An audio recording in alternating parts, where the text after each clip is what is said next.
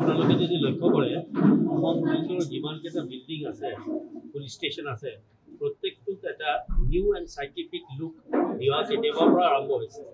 মৈত্ৰী স্কিমত হওক বা কিছুমান যিবিলাক আমাৰ অসম পুলিচৰ যিবিলাক বিভিন্ন ৰিপেয়াৰ ৱৰ্কছবিলাক হৈ আছে, গোটেইকেইটা এটা নিউ ডাইমেনশ্যন এইকাৰণে দি আছে যে ফৰ এক্সাম্পল ইনভেষ্টিগেশ্যনৰ কাৰণে, তাৰপিছত আপোনাৰ ইণ্টাৰগেশ্যনৰ কাৰণে, তাৰপিছত উইমেন ৰিলেটেড এফেয়াৰ্ছৰ কাৰণে, এই তাৰপিছত ভিজিটাৰ্ছ আহি পেলাই যাতে বহিব পাৰে।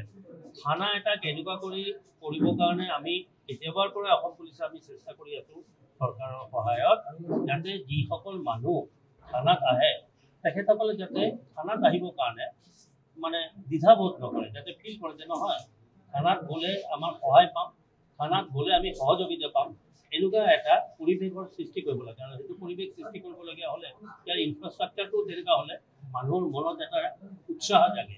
গতিকে এই বস্তু যিটো আজি দেৱস্থান ইমান এটা ভিতৰুৱা অঞ্চলত ইমান ধুনীয়াকৈ এটা যে এতিয়া ইনফ্ৰাষ্ট্ৰাকচাৰ সৃষ্টি হ'ল, মই ভাবোঁ এতিয়া মানুহে আৰু উৎসাহিত হ'ব। সিহঁতৰ তেখেতসকলৰ যদি কিবা আপত্তি অভিযোগ বা কিবা ধৰণৰ বস্তু থাকে য'ত আৰক্ষীৰ সহায় বিচাৰে, তেখেতসকলে এতিয়া কোনো দ্বিধাবোধ নকৰি পেলাই এই আউটপোষ্টখনত আহি পেলাই সহায় ল'ব পাৰে। ছাৰ, অত্যাধুনিক সা সুবিধা যিখিনি আছে অসমৰ সেইখিনি উপলব্ধ হ'ব গোটেই মানে বেচিকেলিটো আমাৰ থানা অৰিয়েণ্টেড হয়, আৰু থানাৰ লগত আউটপোষ্ট যিসকল ৰিলেটেড সেইসকল মানে বস্তু আউটপোষ্টৰ পৰা থানাত যায়, থানাৰ পৰা ডাইৰেক্টলি চেণ্ট্ৰেলি ৰিলেটেড হয়। গতিকে দেৱস্থানত ইয়াৰ আগৰ পৰা যিমানখিনি বস্তু মোৰাজাৰ থানা তেখেতসকল দি আছে সেইটো দি আহিব।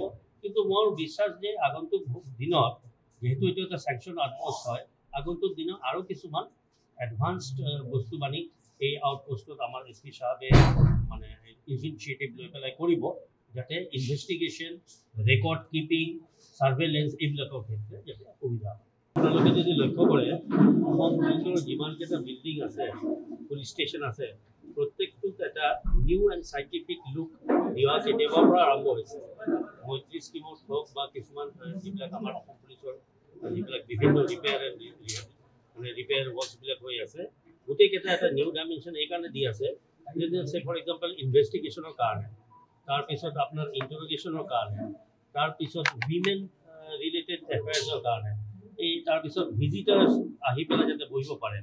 থানা এটা কেনেকুৱা কৰি কৰিবৰ কাৰণে আমি কেতিয়াবাৰ পৰা অসম পুলিচে আমি চেষ্টা কৰি আছোঁ চৰকাৰৰ সহায়ত, যাতে যিসকল মানুহ থানাত আহে তেখেতসকলে যাতে থানাত আহিবৰ কাৰণে মানে দ্বিধাবোধ নকৰে, যাতে ফিল কৰে যে নহয় থানাত গ'লে আমাৰ সহায় পাম, থানাত গ'লে আমি সহযোগিতা পাম, এনেকুৱা এটা পৰিৱেশৰ সৃষ্টি কৰিব লাগে। আৰু সেইটো পৰিৱেশ সৃষ্টি কৰিবলগীয়া হ'লে ইয়াৰ ইনফ্ৰাষ্ট্ৰাকচাৰটো তেনেকুৱা হ'লে মানুহৰ মনত এটা উৎসাহ জাগে।